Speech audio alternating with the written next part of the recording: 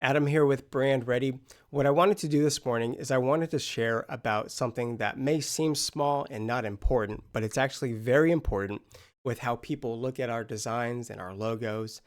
And that's something called shading. Okay. Now, I'm not posing the question, do we do shading or do we not do shading? What I'm posing is something a little bit more advanced, and that's how do you do the shading? Okay. So look at this character. This is a very simple looking character, you would agree. It's mostly flat looking, which means that it looks kind of like a paper cutout. I'm not using a whole lot of shading to give the illusion that it's three-dimensional. In fact, I only have very simple shapes that are one color to give the illusion that there's light hitting it from one side. And as you can see, this is the highlight on the bridge of the nose and on the cheek of the face.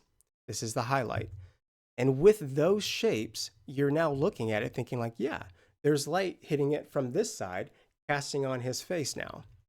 Okay, that being said, how are we going to do shading elsewhere in the design? And that's what I want to talk to you about. So let's take a look at the arm. See how there's a shadow behind the arm and you can see this halftone dot pattern behind it? Now, if I click on this shape here and I show to you that I can reduce the opacity, the transparency, and you can see more or you can see less of that dot pattern. This is a really inelegant way of creating the illusion of a shadow. There's a better way to do it so that when people look at the logo, it doesn't confuse their brains, because the truth is that when we look at designs and logos, we may not be able to put it into words what we're seeing. And if I were to tell you like, hey, what do you think of this logo? You'd be like, yeah, it looks good. But there's something about seeing this that doesn't register with your brain. And I'll prove it to you, okay? Because I'm going to show you what it could look like. And when you see it, it's going to change how you look at shading going forward. So this is how it looks like now. Watch what it looks when I change it. Look at that. You see now how the color of that shadow, there's no opacity. It's at 100% opacity right now. I'm going to reduce it to prove it to you. See how you can see it now?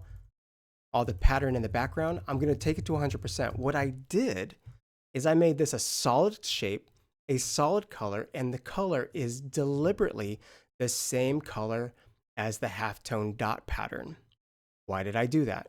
Because I want to make sure that this continues to look simple, that it's not trying to be transparent, and that there's not some sort of like weird kind of realistic looking shading going on. And now the transition from the halftone dot pattern to the shadow to the white outline to the character, it's a seamless one. It's clean. It makes sense in our heads. And that's what my goal is with this design. I want to make sure that everything is cohesive in every step of the way. Now watch this. All of the shadow on the character behind this arm, these are all solid shapes, and they're not all connected. This shape is not connected to this shape, is not connected to whoops, let me go back here. Let's see, let me find a different shape. To that shape. They're all different shapes and they all have different colors, but you see how they're all connected together to look like a shadow of the whole character? So I had to cut out every one of those and make them all a different color, because I could have very easily have done this. I could have made it this dark color and kept this shape and this shape the same. But let's zoom out and take a look at that. Doesn't that bother your eyes? Take a look at how dark that shadow is behind the pants. See how dark that is? That's too much. It's upsetting to the eyes. What that does is it makes it even more flat in a way that it eliminates that sort of paper cutout illusion that we originally made. So now it looks weird. But if I go ahead and change that color back, it looks a lot softer. And now it looks like he's kind of floating there like a paper cutout, which is what we wanted to do in the first place. So where we shade and how we shade is so important. And yeah, I hope you learned a little bit from this. And just make sure that you're watching shading on your designs that your designers are making for you.